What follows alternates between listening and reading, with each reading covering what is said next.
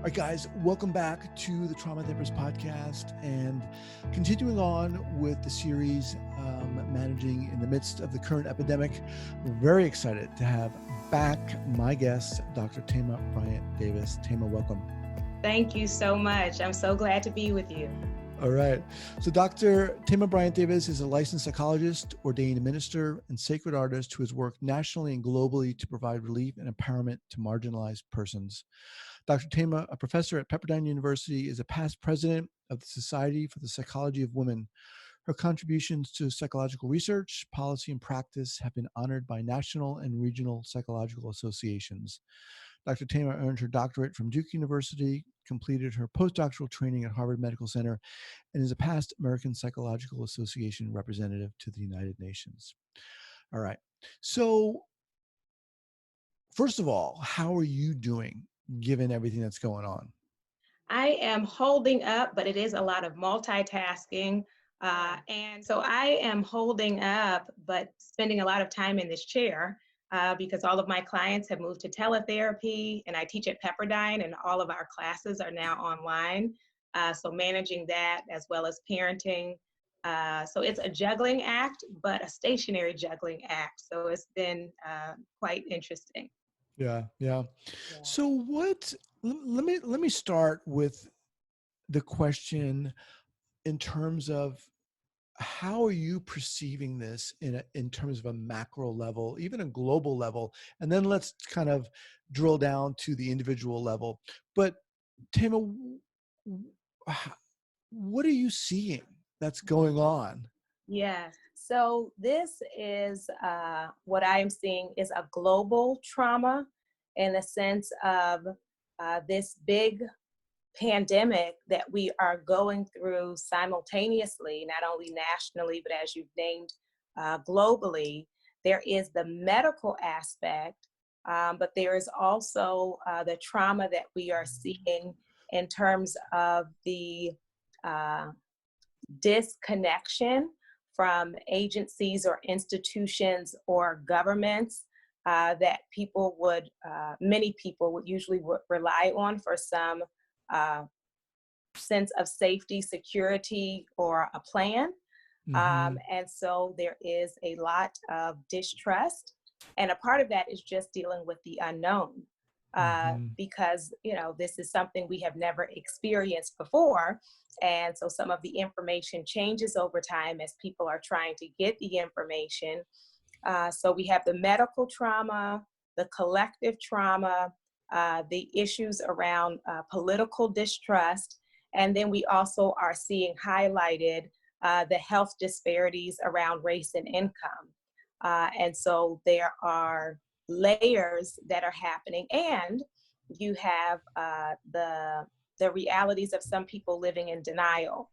And I know the impact of when you are facing a trauma that other people don't acknowledge. Not only is that medically concerning, but psychologically concerning. So for those who are losing loved ones literally to this pandemic and having to hear other people say it's not real and this isn't really happening, so that can be very disorienting and frustrating.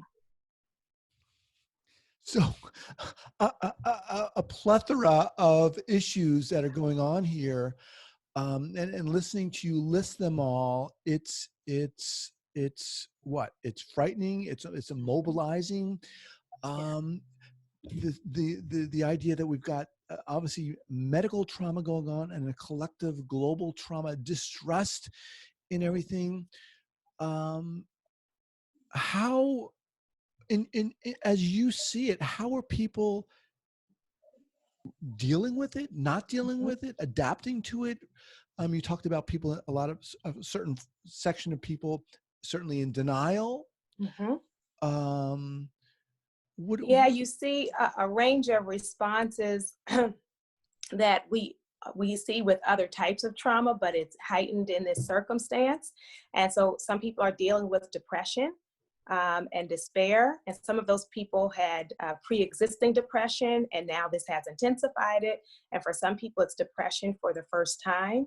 And being aware of the challenges with lost time, lost opportunity, and when people don't see an end in sight.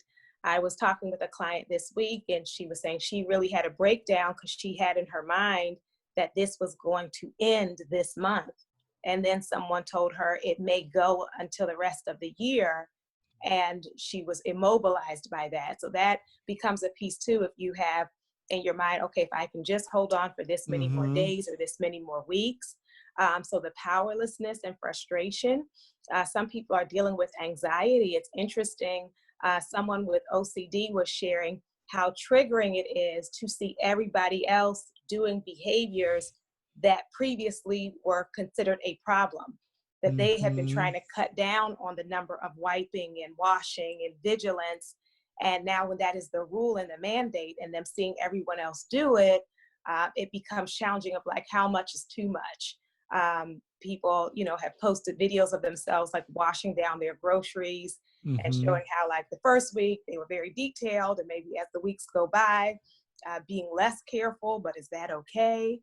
Another piece that we're seeing is grief and mourning. And because of the hot pockets or, hot zones, there are some people who have had many losses.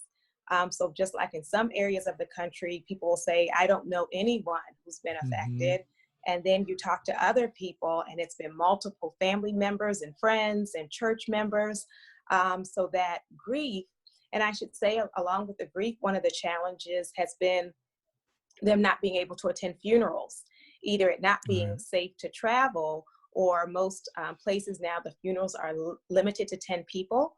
And so then you have the conflict in family of who gets to go and who gets to decide who gets to go.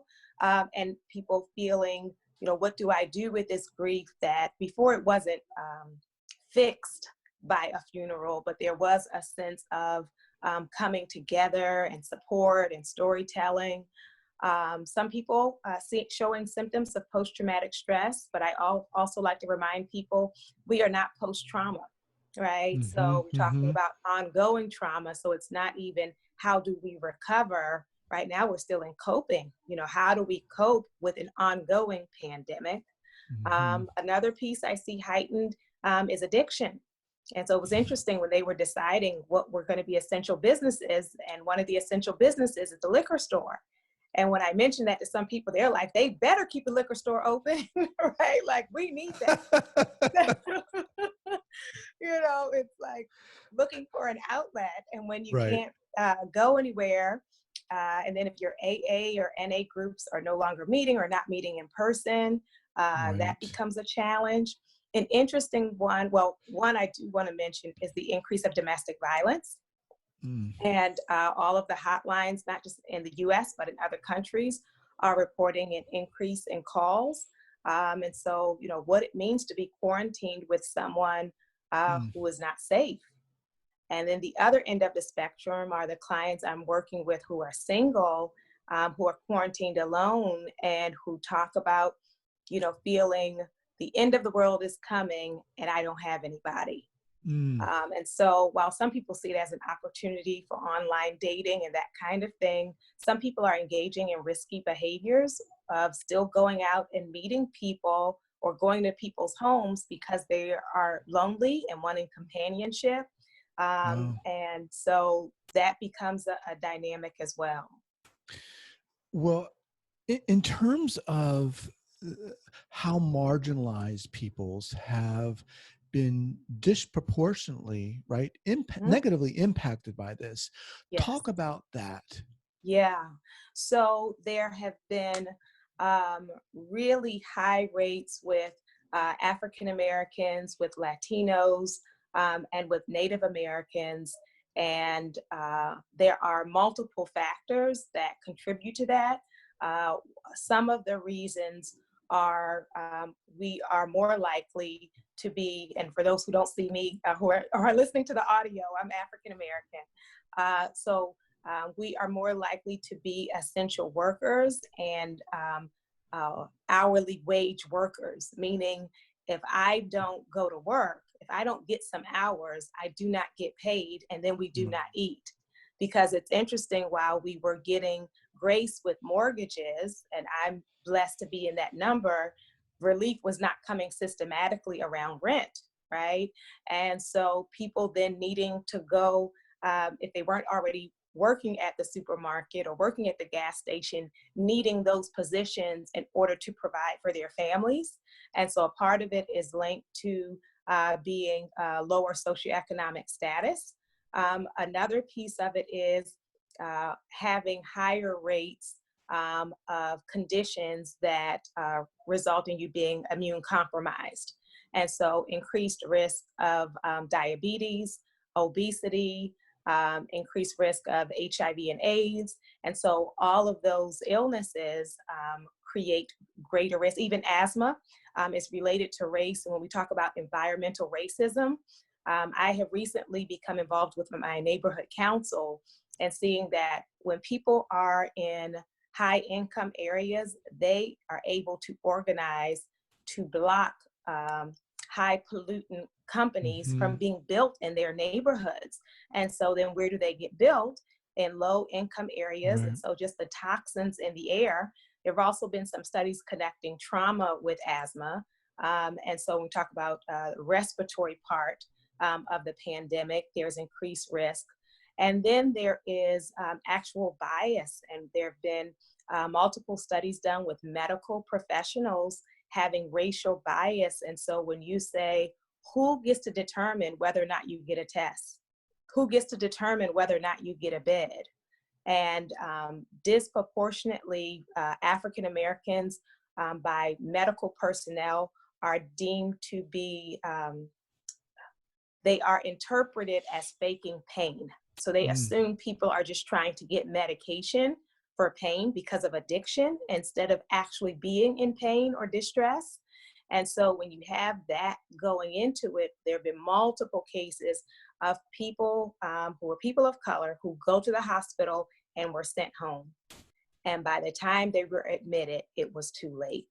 So all of these factors contribute to the increased risk. One more I should mention is us being more likely to live in high density areas.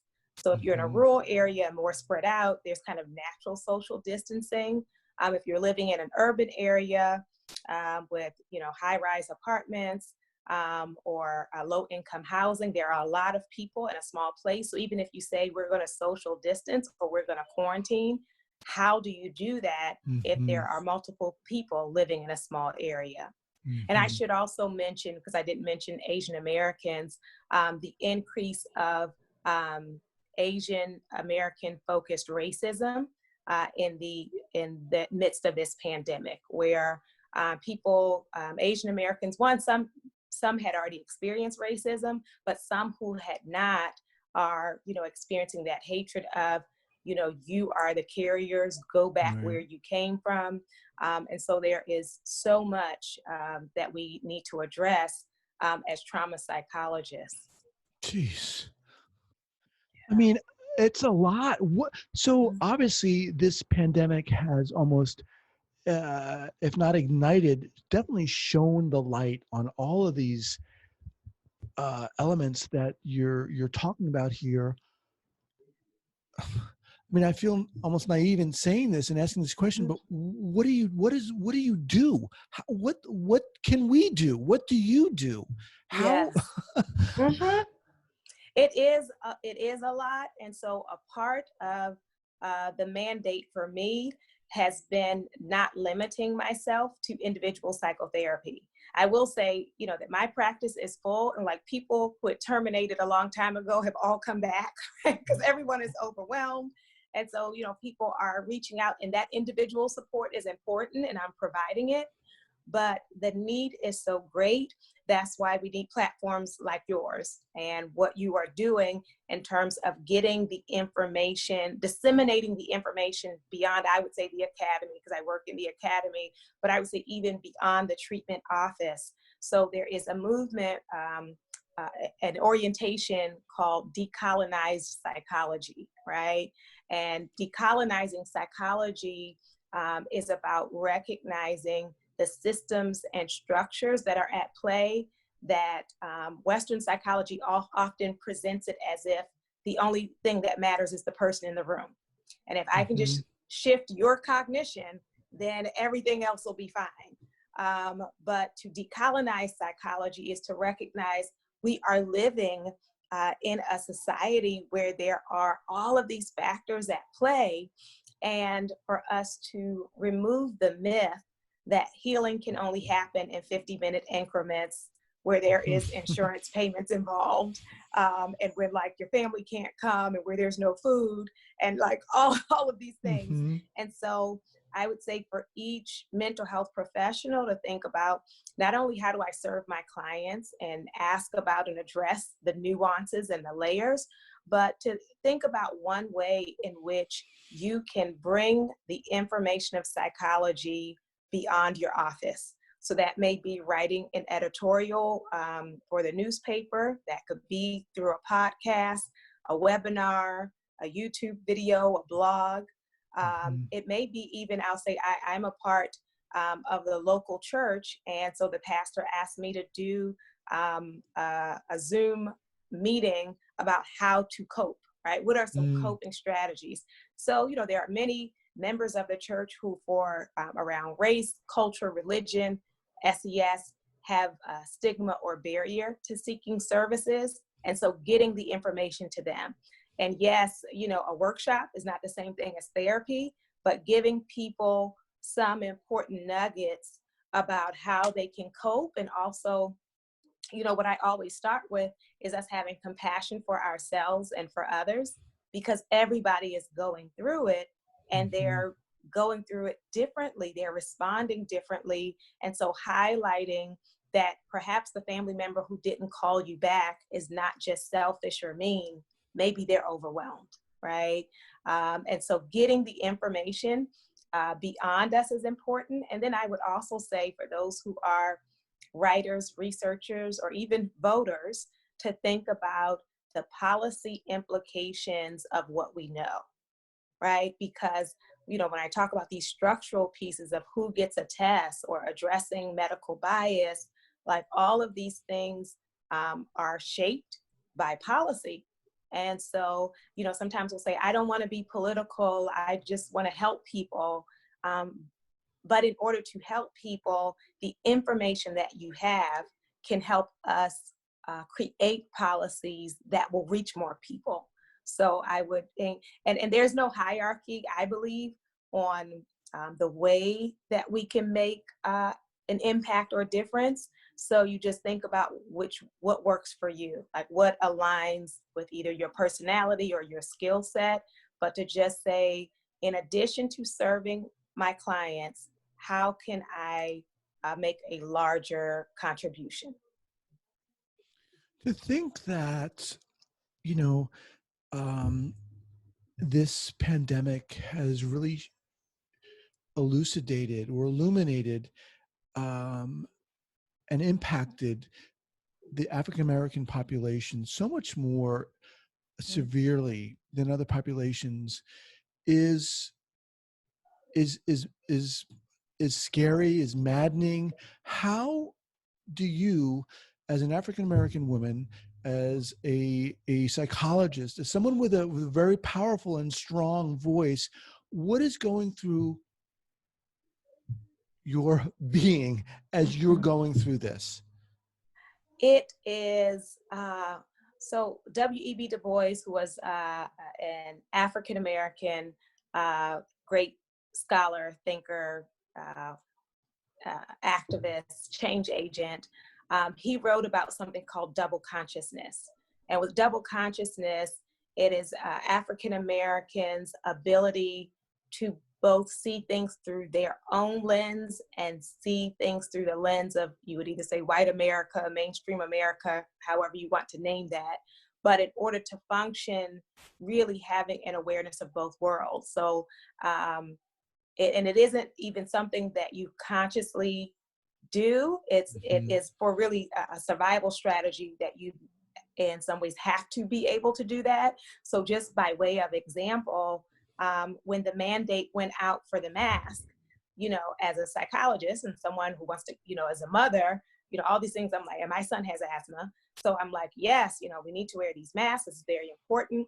And simultaneously, I am very much aware of it even before it happened, that this was going to be an issue for Black men walking around with masks. That, because of the profiling, because of the pathologizing, the criminalizing, that when you have Black men, and it happens as well to Black women, walking around masked, even without the mask and without a weapon, they're already considered a danger, a threat. Mm-hmm. If a Black man just walks into a building, people are like, what's he doing? So then you put on top of that, having the mask on. So, right. So then they're, really in a bind of like, I want to live. And also, so we've seen issues on both sides in the sense of when they wear the mask, they have shared already their experience of walking into a store with a mask on and having the store security come over to them and ask them like what they're doing. And they're like, I'm here to buy juice, right? So they're already under surveillance or assumed to be up to no good. The other side of that is if they don't wear the mask, the footage was released about them being beaten down by the police for not practicing social distancing.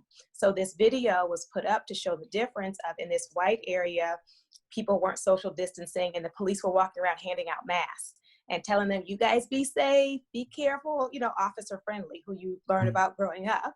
And then you see this other footage in a Black neighborhood where people are, tired of sitting in the house. They're sitting out on their steps, not doing anything, just sitting with each other.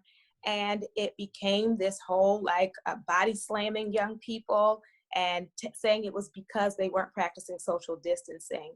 And so I carry like all of that with me as we're trying to figure out solutions. Is solutions for who? It's just like when we say evidence-based treatment, evidence-based on, right? Evidence-based on who? And then like, what do these solutions mean for this group of people? I do also just want to mention, because I'm a part of faith community, and this has become like this big debate in the very recently with the president saying, churches need to meet immediately and they have the right to meet, and these, governors can't stop them from meeting. And, as a member of a church and a predominantly Black church, knowing that we are disproportionately being affected, most of the people in my community are like, please, no, like, do not gather all these people together. And it does, I think he was touching on a sore spot, because some communities of faith or faith leaders felt upset about not being called essential workers because the work they do as chaplains and the way they serve people. And they were saying, how come, a liquor store is essential and we're not? So I get that. And at the same time, we need to meet online, or some people are meeting by conference call so that people can be safe. No. In terms of, if we were to look at individually how people can cope, you talked about some coping strategies. Let's talk a little bit about that, and then let's also kind of segue into some suggestions for the therapists who are going to be listening here. So what are your thoughts on coping strategies, how people can manage through this? So a couple of pointers. One is, I recommend people reduce or limit their exposure to the news. And, and I say that from the standpoint of someone who really values being informed. And I do believe we should be informed. So it's not the kind of thing of like, there are bad things in the world I don't want to know. But like, we live in the era of the 24-hour news cycle, and often they do not have new information. So there's like the information of the day, and then there's hours of commentary. So the commentary you don't really need. It's just people sharing their hypothetical thoughts, right, of what might happen. So I would just say deciding how you're going to obtain your news and setting an amount of time a day, but not having that death count as your background theme song of your day. The other thing that happens with that is often people have children in the house. So kids are hearing that and trying to make sense of it. So be informed, but limit your exposure to that information. The next thing I would say is the importance of social support. And so, the phrase people have been using is physically distancing, but socially connected, right? So using these platforms, using the phone, dropping off if you can, or sending delivery for neighbors or for our elders, so that there is a sense of needing to push through the isolation. And along those lines, I would really encourage people to know there's no shame in loneliness, right? That some people are feeling very lonely, and it is, that's a healthy response of, it just means I want more connection in my life than I currently have. And some people are quarantined with people and still feeling lonely. So to seek out those supports, and I would say the supports where it's reciprocal or mutual, because some of us have large networks, but if you're the strong one in your family or the strong one on your job, then everyone is looking to you to pour. But it's important to have some relationships that pour back into you, where you can be transparent and receive that. So social support is important. And an important thing we know with trauma is structure or routine is helpful, especially because we are in a situation where we don't know what it's going to look like or for how long. So I know when we were first, told to shelter in place, that some parents were going into don't put pressure on the kids, let them do whatever they want. And if this was a couple days, I get it. But now we're talking about over a month. And so I would say, especially for young people, bedtime is still good. Having some routine to the day, whether that's sometime with their schoolwork or sometime exercise or when the meal times are, because when we lose any sense of schedule, it really makes it more likely for us to fall into that pit of depression. Another one is the exercise and monitoring what we eat. There's that phrase, our food affects our mood. And so, yes, a lot of us are doing emotional eating, or people were joking saying, I ate all my quarantine snacks in the first 2 days. So, we give ourselves grace, but at the same time, trying to make sure, we're nourishing ourselves, drinking water, exercise. A big piece in trauma now is embodied healing or embodied psychology. And so many of us are holding the stress in our bodies. And so that muscle tension, migraines, nausea. So eating right and exercise is important. The last one I'll mention last two, expressive arts. The arts are a wonderful way of releasing that stress. And not only for children, we usually think of arts for kids, but for adults as well. Journaling, therapy, and spiritual practices. So and one simple one is around gratitude, a gratitude journal. Is there anything that I can think of that I'm grateful about today? Yeah. Wow. I mean, you're not just a wealth of information, but a wealth of